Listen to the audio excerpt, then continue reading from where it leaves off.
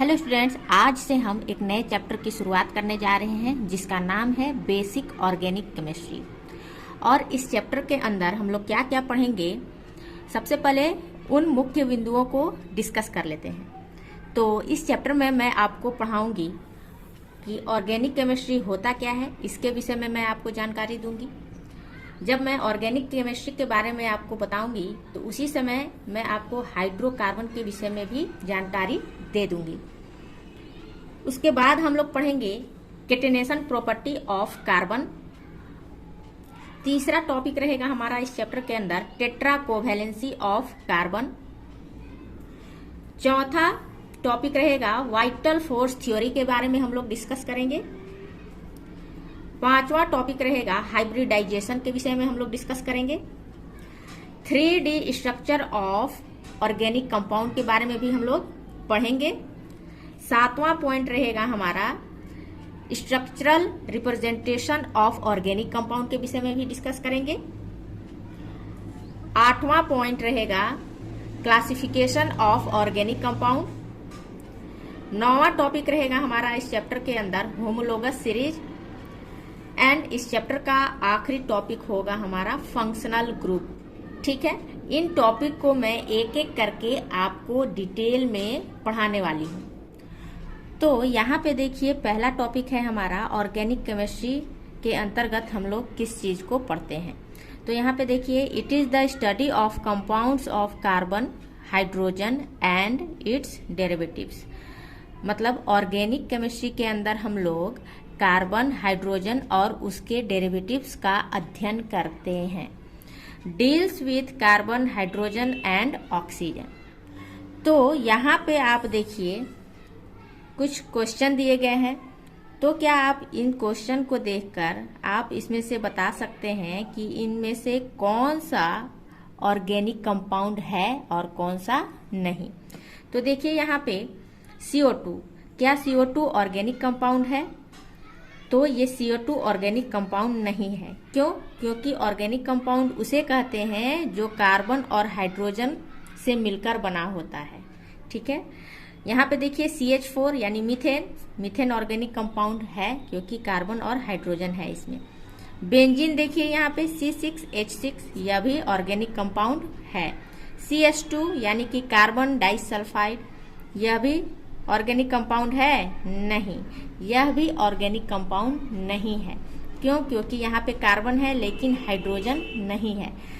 लेकिन क्या आप पांचवा नंबर देखिए, क्या आप बता सकते हैं कि CCl4 ऑर्गेनिक कंपाउंड है या नहीं? अगर आप सोच रहे हैं कि CCl4 ऑर्गेनिक कंपाउंड नहीं है तो आप बिल्कुल गलत हैं। क्यों? क्योंकि CCl4 ऑर्गेनिक कंपाउंड होता है। मैं अभी इसके बारे में आपको बताऊंगी कि यह ऑर्गेनिक कंपाउंड क्यों है। और यहाँ पे देखिए NH3, क्या अमोनिया ऑर्गेनिक कंपाउंड है? नहीं। क्यों? क्योंकि यहाँ पे नाइट्रोजन है और हाइड्रोजन है, कार्बन इसमें है ही नहीं, इसलिए यह ऑर्गेनिक कंपाउंड नहीं है। तो अब बात करते हैं कि CCl4 ऑर्गेनिक कंपाउंड है तो क्यों है। यहाँ पे देखिए मीथेन है। मीथेन का जब हम क्लोरीनेशन कराते हैं यानी हैलोजिनेशन कराते हैं क्लोरीन के प्रेजेंस में, और क्लोरीन हमारा एक्सेस मात्रा में जब रहेगा, क्लोरीन हमारा जब एक्सेस मात्रा में हम लेते हैं और इसको सनलाइट के प्रेजेंस में जब इसका हैलोजिनेशन कराते हैं तो कार्बन के पास का जो हाइड्रोजन है वो रिप्लेस हो जाता है क्लोरीन से और फिर फर्दर हमें CCl4 प्राप्त हो जाता है। तो हम कह सकते हैं कि CCl4 क्या है? एक ऑर्गेनिक कंपाउंड है। क्यों? क्योंकि यहाँ पे इसका जो निर्माण हुआ है वो एक ऑर्गेनिक कंपाउंड से ही इसका निर्माण हुआ है। यानी कि यहाँ पे CH4 क्या है? CH4 एक ऑर्गेनिक कंपाउंड है और ऑर्गेनिक कंपाउंड से ही CCl4 बना है, इसलिए इसे हम ऑर्गेनिक कंपाउंड के अंदर रखते हैं। हमारा नेक्स्ट टॉपिक है हाइड्रोकार्बन कंपाउंड। तो हाइड्रोकार्बन कंपाउंड कौन से कंपाउंड होते हैं? हाइड्रोकार्बन कंपाउंड वैसे कंपाउंड होते हैं जो कार्बन और हाइड्रोजन से मिलकर बने होते हैं। वैसे कंपाउंड को हम हाइड्रोकार्बन कंपाउंड कहते हैं। और हाइड्रोकार्बन कंपाउंड को 2 भागों में क्लासिफाइड किया जाता है। पहला एलिफैटिक हाइड्रोकार्बन कंपाउंड, दूसरा एरोमेटिक हाइड्रोकार्बन कंपाउंड। अब एलिफैटिक हाइड्रोकार्बन कंपाउंड को भी 2 भागों में डिवाइड किया जाता है। पहला सेचुरेटेड एलिफैटिक हाइड्रोकार्बन कंपाउंड, दूसरा अनसेचुरेटेड एलिफैटिक हाइड्रोकार्बन कंपाउंड। ठीक है, अब बात करते हैं कि सेचुरेटेड एलिफैटिक हाइड्रोकार्बन कंपाउंड कौन से कंपाउंड होते हैं। तो वैसे कंपाउंड होते हैं जो स्ट्रेट चेन होते हैं या फिर ओपन चेन वाले हाइड्रोकार्बन कंपाउंड को सेचुरेटेड हाइड्रोकार्बन कंपाउंड यानी कि सेचुरेटेड एलिफैटिक हाइड्रोकार्बन कंपाउंड कहा जाता है। ठीक है, अब इसे उदाहरण के तौर पे बताते हैं कि सेचुरेटेड हाइड्रोकार्बन कंपाउंड में कार्बन कार्बन के बीच में सिंगल बॉन्ड होता है। फिर से सुनिएगा, सेचुरेटेड एलिफैटिक हाइड्रोकार्बन कंपाउंड में कार्बन कार्बन के बीच में सिंगल बॉन्ड होता है, जिसे हम एल्केन के नाम से जानते हैं। और इसका जनरल फॉर्मूला होता है CnH2n+2 और यहाँ पे n की वैल्यू 1, 2, 3, 4 सो ऑन होती है। ठीक है, अब हम एग्जाम्पल के तौर पे इसे बताते हैं आपको। जैसे n की वैल्यू अगर हम 1 लेते हैं और इस फार्मूला पर बैठाते हैं तो हमारा जो सेचुरेटेड एलिफैटिक हाइड्रोकार्बन कंपाउंड जो तैयार होता है उसका नाम क्या होगा, वो देखिए Cn के जगह पर 1 लिखेंगे, H2 यहाँ पे n के जगह पर 1 लिखेंगे और +2।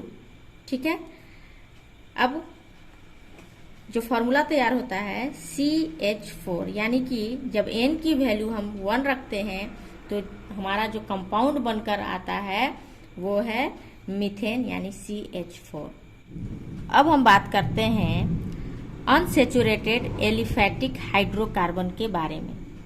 तो अनसेचुरेटेड एलिफैटिक हाइड्रोकार्बन 2 टाइप्स के होते हैं। पहला एल्कीन्स और दूसरा एल्काइंस। ठीक है, अब ये एल्कीन्स किसे कहते हैं उसे भी समझ लेते हैं। तो वैसे कंपाउंड जो कार्बन कार्बन के बीच में डबल बॉन्ड होता है वैसे कंपाउंड को एल्कीन्स बोलते हैं। ठीक है, जिसका जनरल फॉर्मूला होता है CnH2n और यहाँ पे n की जो वैल्यू होगी वो 2 से शुरू होगी, 1 से नहीं। तो 2, 3, 4, 5 सो ऑन चलेगा। ठीक है, अब एल्कीन का जो फर्स्ट ग्रुप का जो मेंबर होता है वो होता है इथीन। ठीक है, इथीन जिसका फॉर्मूला होता है अगर n की वैल्यू अगर हम 2 लेंगे तो हमारा जो कंपाउंड तैयार होगा वो इथीन होगा यानी C2H4। यहाँ पे देखिए CH2 डबल बॉन्ड CH2, इस तरह से हम इसे लिख सकते हैं। अब बात कर लेते हैं एल्काइंस की। तो एल्काइंस वैसे कंपाउंड होते हैं जिसमें कार्बन कार्बन के बीच में ट्रिपल बॉन्ड होता है और इसका जनरल फॉर्मूला होता है CnH2n-2। ठीक है, अब यहाँ पे n की जो वैल्यू होगी यहाँ पर भी 1 से शुरू नहीं होगी, यहाँ पे n की जो वैल्यू होगी वो होगा 2, 3, 4, 5 सो ऑन चलेगा। ठीक है, अब एल्काइन का जो फर्स्ट मेंबर होगा यानी कि अगर हम n की वैल्यू अगर हम 2 लेंगे तो हमारा जो कंपाउंड तैयार होगा वो होगा इथाइन यानी C2H2। अब इसको स्ट्रक्चर कैसे बनाएंगे, देखिए यहाँ पे CH ट्रिपल बॉन्ड CH यानी इसे हम इथाइन कहते हैं। ठीक है, अभी तक तो हमने सिर्फ हाइड्रोकार्बन कंपाउंड के अंदर एलिफैटिक हाइड्रोकार्बन कंपाउंड के बारे में डिस्कस किया है। अब हम लोग डिस्कस करने वाले हैं कि एरोमेटिक हाइड्रोकार्बन कंपाउंड किसे कहते हैं। तो देखिए यहाँ पे एरोमेटिक हाइड्रोकार्बन कंपाउंड उसे कहते हैं जो प्लेनर कंजुगेटेड रिंग सिस्टम का बना होता है, दूसरा अल्टरनेट पोजीशन पर डबल बॉन्ड बने हुए होते हैं, तीसरा डीलोकलाइजेशन ऑफ पाई इलेक्ट्रॉन होता है और चौथा वैसे कंपाउंड जो एरोमेटिसिटी को शो करते हैं। तो वैसे कंपाउंड एरोमेटिसिटी शो करेगा जो हक्कल रूल को फॉलो करता है। और हक्कल रूल का जो फॉर्मूला होता है वो होता है 4n+2 पाई इलेक्ट्रॉन, और यहाँ पे n की जो वैल्यू होगी वो या तो 0 होगा, 1 होगा, 2 होगा, 3 होगा, इसी तरह आगे चलता जाएगा। ठीक है, अब हम इसका साधारण सा एग्जाम्पल लेते हैं बेंजीन का। यहाँ पे देखिए, यहाँ पे हमने लिया है बेंजीन को उदाहरण के तौर पे, जो कि एक एरोमेटिक कंपाउंड है। कैसे, वो भी देखिए कि ये एक तो प्लेनर कंजुगेटेड रिंग सिस्टम का बना हुआ है, साथ ही इसमें अल्टरनेट पोजीशन पर डबल बॉन्ड है, और तीसरा कंडीशन भी फुलफिल कर रहा है कि इस कंपाउंड के अंदर पाई इलेक्ट्रॉनों का डीलोकलाइजेशन भी होता है। ठीक है, और साथ ही ये एरोमेटिसिटी भी शो करता है, यानी कि यह कंपाउंड हक्कल रूल को फॉलो करता है। कैसे करता है इसे हम आपको समझाते हैं। देखिए यहाँ पे कितने डबल बॉन्ड हैं, देखिए 1 2 3, यानी कि 3 डबल बॉन्ड है इस कंपाउंड के अंदर, यानी कि 3 डबल बॉन्ड के अंदर 6 पाई इलेक्ट्रॉन होते हैं। ठीक है, अब ये हक्कल रूल को कैसे फॉलो करता है, देखिए हक्कल रूल का फॉर्मूला होता है 4n+2 पाई इलेक्ट्रॉन। अब यहाँ पे देखिए इस फॉर्मूला पे n की वैल्यू हम कितना रखें कि 6 पाई इलेक्ट्रॉन आ जाए। अगर हम n की वैल्यू यहाँ पे 1 लेंगे तो देखिए यहाँ पे 4 × 1 + 2 यानी कि 6 पाई इलेक्ट्रॉन आ गया। यानी कि यह कंपाउंड जो है, यानी बेंजीन जो है, हक्कल रूल को फॉलो करता है, यानी कि ये एरोमेटिसिटी शो करता है, इसलिए यह कंपाउंड जो है एरोमेटिक कंपाउंड इसे कहते हैं। यहाँ पे देखिए कुछ एग्जाम्पल दिए गए हैं। क्या आप बता सकते हैं कि ये दोनों एग्जाम्पल जो है ये एरोमेटिक कंपाउंड है या नहीं है? एक है हमारा नेप्थलीन और दूसरा कंपाउंड है एंथ्रासीन। तो यहाँ पे हम लोग देखेंगे कि यह एक प्लेनर कंजुगेटेड रिंग सिस्टम में है या नहीं। तो ये तो रूल सही है, यह एक प्लेनर कंजुगेटेड रिंग सिस्टम में प्रेजेंट है। दूसरा यह देखेंगे कि अल्टरनेट पोजीशन पर डबल बॉन्ड है या नहीं, तो यह भी फुलफिल हो रहा है। तीसरा देखिए डीलोकलाइजेशन ऑफ पाई इलेक्ट्रॉन, बिल्कुल सही है। और चौथा कि एरोमेटिसिटी शो हो रही है या नहीं, यानी कि हक्कल रूल को फॉलो हो रहा है कि नहीं। तो यहाँ पे देखिए इस कंपाउंड में हम लोग देखेंगे कि नंबर ऑफ पाई इलेक्ट्रॉन कितने हैं। तो इस कंपाउंड के अंदर नंबर ऑफ पाई इलेक्ट्रॉन देखिए 1 2 3 4 5, यानी कि 10 पाई इलेक्ट्रॉन है। ठीक है, अब हम देखेंगे कि हक्कल रूल यानी कि 4n+2 पाई इलेक्ट्रॉन को फॉलो करता है या नहीं। तो n की वैल्यू हम क्या लें कि 10 पाई इलेक्ट्रॉन आ जाए। तो अगर हम n की वैल्यू 2 लेते हैं, ठीक है, अगर हम n की वैल्यू 2 लेते हैं तो फिर यह 10 पाई इलेक्ट्रॉन इसकी वैल्यू आती है, जो कि हक्कल रूल को फॉलो करता है यह कंपाउंड। तो यानी कि ये कंपाउंड एरोमेटिक कंपाउंड होगा। वहीं दूसरी ओर बात करते हैं एंथ्रासीन की, तो यहाँ पर भी देख लेते हैं कि इसमें कितने डबल बॉन्ड है। 1 2 3 4 5 6 7 डबल बॉन्ड है, यानी कि नंबर ऑफ पाई इलेक्ट्रॉन कितने हो गए? 14 पाई इलेक्ट्रॉन हो गए हैं इस कंपाउंड के। अब हम लोग देखेंगे कि क्या यह हक्कल रूल को फॉलो करता है या नहीं। तो 4n+2 पाई इलेक्ट्रॉन को यह रूल फॉलो करता है कि नहीं। तो n की वैल्यू क्या रखे कि यहाँ पे 14 पाई इलेक्ट्रॉन आ जाए। तो अगर हम n की वैल्यू 3 लेते हैं तो देखिए यहाँ पर 4 × 3 + 2 यानी कि 14 पाई इलेक्ट्रॉन इसकी वैल्यू आती है, यानी कि यह कंपाउंड एरोमेटिसिटी भी शो करता है, इसलिए यह कंपाउंड क्या है? एरोमेटिक कंपाउंड है। अब इसके बाद हम नेक्स्ट देखते हैं कि जनरली जो ऑर्गेनिक केमिस्ट्री होती है उसमें कार्बन के बारे में हम पढ़ते हैं। कार्बन जो कि एक यूनिक प्रॉपर्टी शो करता है, और वो प्रॉपर्टी का नाम है केटेनेशन प्रॉपर्टी। ठीक है, इस केटेनेशन प्रॉपर्टी में कार्बन कोवेलेंट बॉन्ड का फॉर्मेशन करता है। किसके साथ? कार्बन के साथ करेगा या अदर एटम के साथ कोवेलेंट बॉन्ड बनाता है। तो हम कह सकते हैं कि the unique property of carbon to form covalent bond with other atoms of other elements. तो सबसे पहले हम इस कैटेनेशन को डिटेल में पढ़ें, उससे पहले हमें यह जानना जरूरी है कि कोवेलेंट बॉन्ड होता क्या है। तो कोवेलेंट बॉन्ड उस बॉन्ड को कहते हैं जो शेयरिंग ऑफ इलेक्ट्रॉन के द्वारा बॉन्ड का फॉर्मेशन होता है। फॉर एग्जांपल HCl का जो फॉर्मेशन हुआ है वो शेयरिंग ऑफ इलेक्ट्रॉन के द्वारा हुआ है। देखिए यहाँ पे क्लोरीन के आउटर मोस्ट सेल में 7 इलेक्ट्रॉन होते हैं, 1 2 3 4 5 6 और 7। और हाइड्रोजन के आउटर मोस्ट सेल में 1 इलेक्ट्रॉन होता है। अब क्लोरीन को ऑक्टेट पूरा करने के लिए 1 इलेक्ट्रॉन की जरूरत है, जो कि यह हाइड्रोजन के साथ शेयर करेगा, और हाइड्रोजन को अपना ड्यूप्लेट पूरा करने के लिए 1 इलेक्ट्रॉन की आवश्यकता होती है, जो कि वह क्लोरीन के साथ अपना इलेक्ट्रॉन को साझा करेगा। ठीक है, जिससे क्लोरीन का ऑक्टेट पूरा हो गया 1 इलेक्ट्रॉन हाइड्रोजन का लेकर, और हाइड्रोजन का अपना ड्यूप्लेट पूरा हो गया क्लोरीन से 1 इलेक्ट्रॉन को शेयर करके। ठीक है, तो इस प्रकार के शेयरिंग ऑफ इलेक्ट्रॉन से जो बॉन्ड का फॉर्मेशन होता है उसी को हम लोग कोवेलेंट बॉन्ड बोलते हैं। ठीक है, इसे और अच्छे तरीके से समझने के लिए एक और हम उदाहरण ले सकते हैं, जैसे C4H10। ठीक है, अब इसमें कोवेलेंट बॉन्ड कैसे बनता है, देखिए यहाँ पे प्रत्येक कार्बन के पास आउटर मोस्ट सेल में 4 इलेक्ट्रॉन होते हैं। ठीक है, हाइड्रोजन के पास 1 इलेक्ट्रॉन होता है।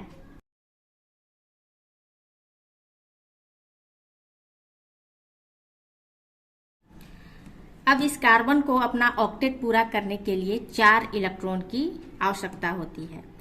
तो वो ये वाला कार्बन ये 3 हाइड्रोजन से 1-1 इलेक्ट्रॉन का शेयर करेगा, और साथ ही ये इस कार्बन का ये वाला जो इलेक्ट्रॉन है इस कार्बन के साथ अपना 1-1 इलेक्ट्रॉन को शेयर करेगा, जिससे इस कार्बन का ऑक्टेट पूरा हो जाएगा। ठीक है, ठीक उसी तरह इस कार्बन को भी 8 इलेक्ट्रॉन चाहिए।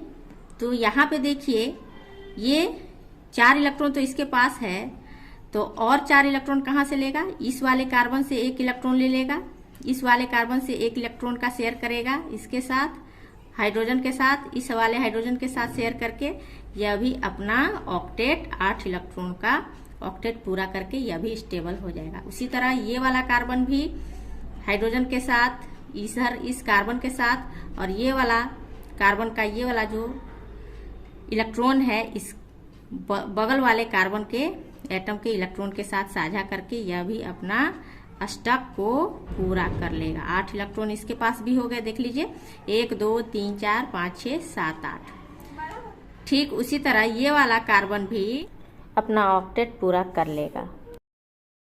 तो हम कह सकते हैं कि इस तरह से कार्बन कार्बन अपने ही एटम के साथ या दूसरे अदर एटम के साथ एक लॉन्ग चेन का फॉर्मेशन करता है, और इसी प्रॉपर्टी को तो हम कैटेनेशन प्रॉपर्टी कहते हैं। ठीक है, तो हम अब कैटेनेशन प्रॉपर्टी ऑफ कार्बन को किस तरह से डिफाइन कर सकते हैं। तो यहाँ पे देखिए, the element carbon has the unique property called catenation, due to which it forms covalent bond with other carbon atoms or atoms of other elements like hydrogen, nitrogen, sulfur, phosphorus and halogens. The resulting compounds are studied under separate branch of chemistry called organic chemistry. ठीक है, यानी कि carbon के पास एक unique property होता है जिसे catenation कहते हैं, और इस प्रॉपर्टी के माध्यम से कार्बन कोवेलेंट बॉन्ड का फॉर्मेशन करता है कार्बन के एटम के साथ ही, और साथ साथ दूसरे एलिमेंट के एटम के साथ भी, जैसे यहाँ पे हाइड्रोजन हो गया, नाइट्रोजन, सल्फर, फास्फोरस या हैलोजन ग्रुप, ऑक्सीजन भी कह सकते हैं। इस तरह से कार्बन कैटेनेशन प्रॉपर्टी को शो करता है, और रिजल्टिंग जो इसका जो कंपाउंड का जो निर्माण करते हैं कार्बन इन सभी तत्वों के साथ मिलकर जो नया कंपाउंड का निर्माण करता है, उसका अध्ययन एक रसायन विज्ञान के अलग शाखा में पढ़ते हैं जिसका नाम है ऑर्गेनिक केमिस्ट्री। अब जो नेक्स्ट कॉन्सेप्ट आता है वो है वाइटल फोर्स थ्योरी। अब ये वाइटल फोर्स थ्योरी क्या है? बर्जेलियस नाम के एक साइंटिस्ट हुआ करते थे, सन 1815 ईस्वी की बात है। इन्होंने क्या कहा?